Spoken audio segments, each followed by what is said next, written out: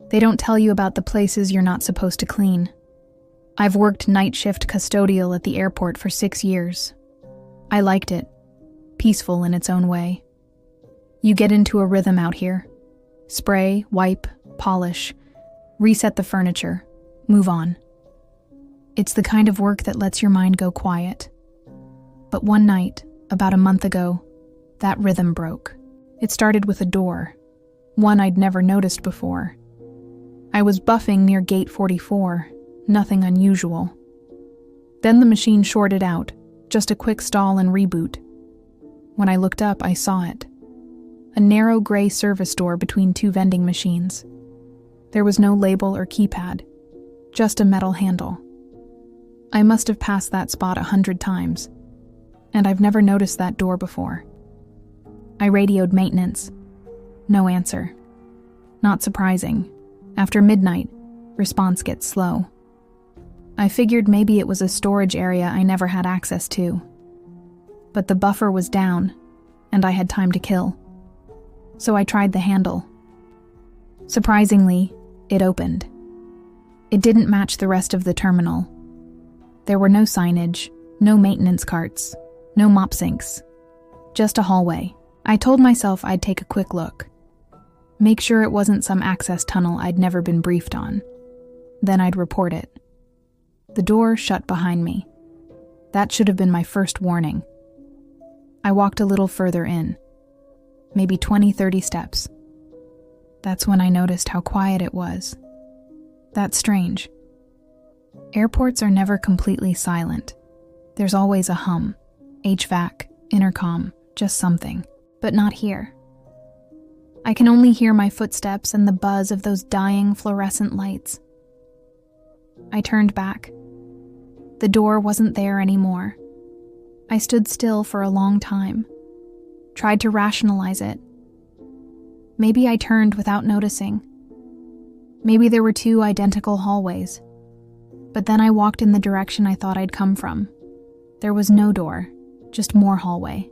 I walked a little bit more until I saw another door. It looked the same as the first one. Gray, metal, unmarked. I opened it. It led to more hallway. This one narrower, the ceiling lower, and the lights dimmer. I didn't know what to do. I didn't want to go further, but I couldn't go back either. So I moved ahead. The hallway branched. 3 corridors with no markings. It had the same dead air feel to it. Colorless walls that looked almost clinical. I picked the middle path. Something about the side ones made my stomach tighten.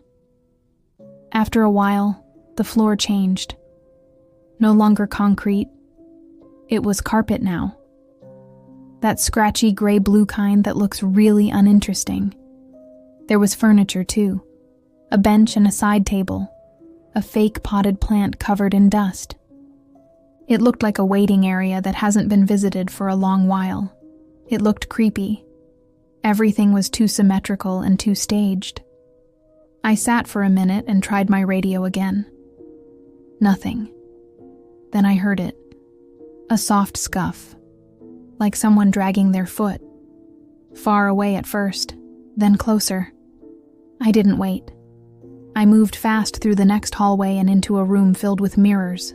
Full-length ones, floor to ceiling, all pointed inward. Like they wanted me to see myself from every angle. But the reflections were different. They were delayed. I'd move my arm, and my reflection would follow a second later.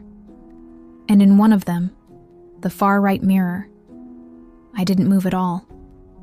She just stood there, staring.